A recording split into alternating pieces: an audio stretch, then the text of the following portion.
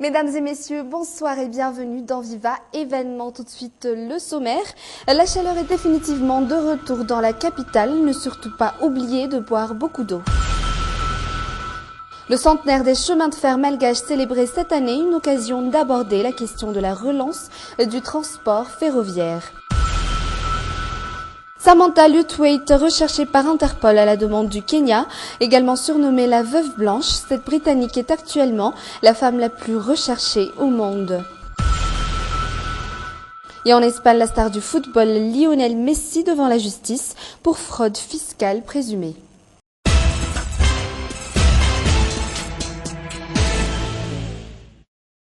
Depuis quelques jours, l'on remarque une montée considérable de la température dans la capitale. Place aux vêtements légers, aux chapeaux et aux lunettes de soleil, à chacun sa manière de se rafraîchir en cette chaleur. Voici quelques conseils et astuces venant des gens que nos journalistes Santa Germanarive et Yves Janel ont rencontrés aujourd'hui. Damien passe ses journées ici au marché. Il a constaté une forte montée de la température ces derniers jours. Il se cherche des endroits ombragés pour éviter de se faire brûler la peau. Depuis ce matin, Damien a bu toute l'eau qui se trouvait dans cette bouteille. Il va la remplir une nouvelle fois. Boire beaucoup d'eau, c'est la seule solution efficace pour bien se réhydrater, selon toujours Damien. Il faut boire beaucoup d'eau et éviter le soleil. Il est également conseillé de se doucher souvent pour éviter les mauvaises odeurs. D'après ce que j'ai entendu, cette eau a les mêmes vertus que le sérum. On peut également en boire pour prévenir le paludisme. Nous en buvons souvent. Christophe est un vendeur de coco. Les fruits qu'il vend proviennent de la région de Tamatave. Nombreuses sont les mesures qu'il a prises afin de garder les fruits au frais malgré cette chaleur. Les cocos doivent être disposés ainsi, dans l'ombre et toujours rattachés à leurs manches pour maintenir la fraîcheur de leur jus. Mis à part le jus de coco, il existe d'autres manières de se rafraîchir. Avec cette chaleur, il est important de boire beaucoup d'eau et de porter des vêtements légers. Se réhydrater est une chose, se protéger du soleil en est une autre. Certains commencent déjà à sortir leur chapeau. Nombreux sont ceux qui n'ont pas encore vu le bulletin unique de leurs propres yeux. Le manque de temps en serait l'origine. Ils sont pourtant beaucoup à vouloir apprendre à connaître l'utilisation de ce fameux bulletin unique. C'est un reportage de Almisa Lakoutbe et de Nzara Ranjiansu. Moins d'un mois avant le 25 octobre, date du premier tour de l'élection présidentielle, nombreux sont les électeurs à n'avoir jamais vu le bulletin unique, que ce soit en vrai ou en photo. Malgré les démonstrations déjà faites, voici ce qu'il en pense. Je crois que parce que c'est un bulletin unique, tout doit se trouver dans un seul bulletin. Moi, je ne l'ai jamais vu. La démonstration officielle de l'utilisation du bulletin unique s'est faite le 21 septembre dernier. Même s'ils ne l'ont jamais vu, certains semblent confiants du fait qu'il ne devrait y avoir aucun problème quant à l'utilisation de ce bulletin.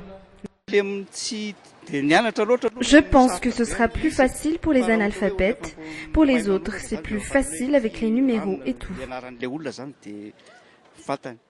Pour ceux qui sont retenus par leur travail ou qui n'ont pas le temps de suivre les informations à la télévision, ils ne suivent pas les actualités sur la tenue des élections. Ils sont tout de même prêts à assister à la démonstration de l'utilisation faite dans chaque quartier.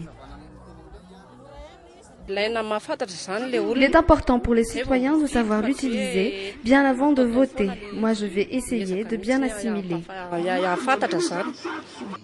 C'est important de savoir l'utiliser. J'assisterai à la démonstration. Bien sûr que je vais voter. D'après le programme, des membres de société civile devraient déjà être sur le terrain afin de démontrer l'utilisation du bulletin unique à la population.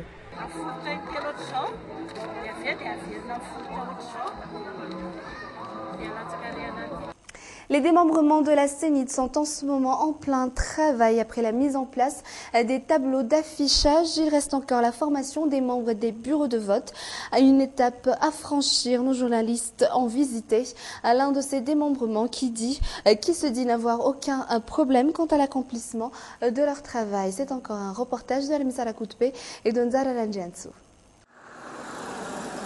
Même si cela a pris du retard, les tableaux d'affichage ont quand même été mis en place pour le 6e arrondissement. 3 représentants d'un démembrement de la Sénit sur les lieux étaient sur place afin de surveiller les travaux. L'on peut trouver 2 tableaux ici à Mboumanar. Cela n'a pas été sans difficulté de trouver l'endroit idéal pour mettre les tableaux. Nous en avons discuté avec les responsables du Fouktan. Nous leur avons clairement expliqué qu'il s'agit d'une affaire nationale et finalement, les 2 parties se sont convenues d'ériger ce tableau d'affichage destiné à la propagande, même s'il y a eu du retard. Après la mise en place des tableaux d'affichage, ils auront encore à former les membres des bureaux de vote. Cette formation aura lieu le 21 et le 22 octobre prochain. Les membres des bureaux de vote sont au complet, 574 en tout. Les sélectionner n'était pas une tâche facile. Nous en avons discuté avec les responsables du Fouktan. Nous leur avons clairement expliqué qu'il s'agit d'une affaire nationale et finalement, les 2 parties se sont convenues d'ériger ce tableau d'affichage destiné à la propagande, même s'il y a eu du retard. Ils doivent être 8 à constituer le démembrement de la Sénit. Ils prendront en charge 31 Fouktan ici à Mboumanar. On y trouve des sociétés civiles, des juristes et des représentants des partis politiques. Selon ces derniers, les travaux vont bon train. Nous allons d'abord convaincre les employés des centres de santé et des écoles publiques pour participer à l'organisation des élections. Nous devons laisser nos couleurs politiques quand il s'agit de gérer les élections. Tous les acteurs concernés doivent savoir collaborer étroitement. Les démembrements de la Sénit doivent encore se charger de la formation des membres des bureaux de vote, qui est une étape très importante à franchir. L'éducation citoyenne se fera en collaboration avec les sociétés civiles. Travailler dans le secteur du tourisme, un secteur florissant. Mais quel métier choisir? En effet, il existe plusieurs métiers dans le domaine du tourisme, mais seulement quelques-uns d'entre eux sont connus. Des jeunes diplômés, c'est un reportage de Mampiona Ravalsan sur les images de Nzara Ranjiansu. Le bac en poche, Sarbid, cette jeune fille, envisage maintenant de poursuivre des études en tourisme. J'adore le métier de tourisme. Je voudrais devenir guide touristique et puis, c'est encore nouveau chez nous et peu de gens le font. En effet, pour les jeunes, étudier ou travailler dans le domaine du tourisme veut dire devenir et faire le métier de guide touristique. Je voudrais exercer le métier de guide touristique. Avec ce métier, je peux visiter beaucoup d'endroits et connaître un peu mieux mon pays. Et de la vie des étudiants en tourisme, ce métier exige la maîtrise de plusieurs domaines. Il faut avoir d'énormes connaissances pour pouvoir exercer ce métier, comme le commerce. Les métiers du tourisme, il y en a plusieurs, mais les jeunes n'en connaissent que très peu. Il y a beaucoup de métiers dans le domaine du tourisme. On peut devenir des guides touristiques, des agents commerciaux, des organisateurs d'événements ou autres. Le tourisme, un secteur florissant, mais pour l'instant, peu de jeunes sont conscients de sa forte potentialité. Début de la célébration de la centenaire des chemins de fer malgaches ce jour. Les responsables envisagent de remettre sur les rails les transports ferroviaires, un des piliers du développement économique malgache. C'est un reportage de Mampiona Ravalsan sur les images de Yves Janel.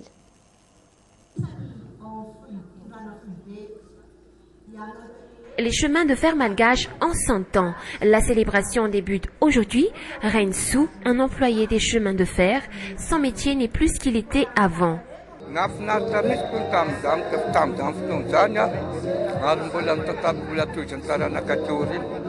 Je suis content que les chemins de fer malgaches fonctionnent encore. Seulement, depuis 2003, nous n'avons plus de wagons, alors qu'avant, nous disposions de plus de 130 wagons.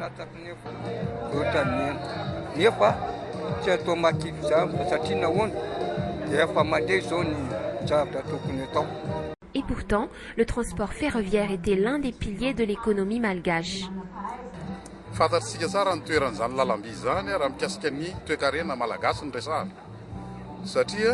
C'était un travail passionnant, un travail dont les jeunes d'aujourd'hui ont hérité. Ce qui a changé, c'est qu'en 2003, il y a eu moins de wagons qu'avant. Avant, il y en avait une bonne centaine. Mais ce n'est pas grave, les transports ferroviaires vont reprendre sous peu. Aujourd'hui, on envisage de remettre sur les rails le transport ferroviaire et pour cela, il faut investir dans la rénovation des infrastructures.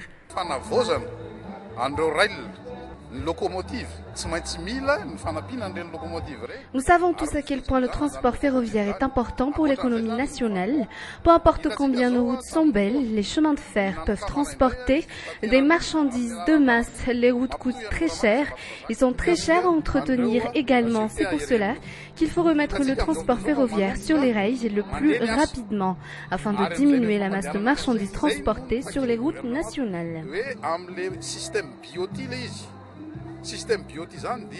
Aujourd'hui, 500 employés des chemins de fer les plus méritants sont décorés en récompense du travail fourni. Le 28 septembre prochain, les 100 ans d'histoire des chemins de fer seront exposés en photo à la gare Swajan.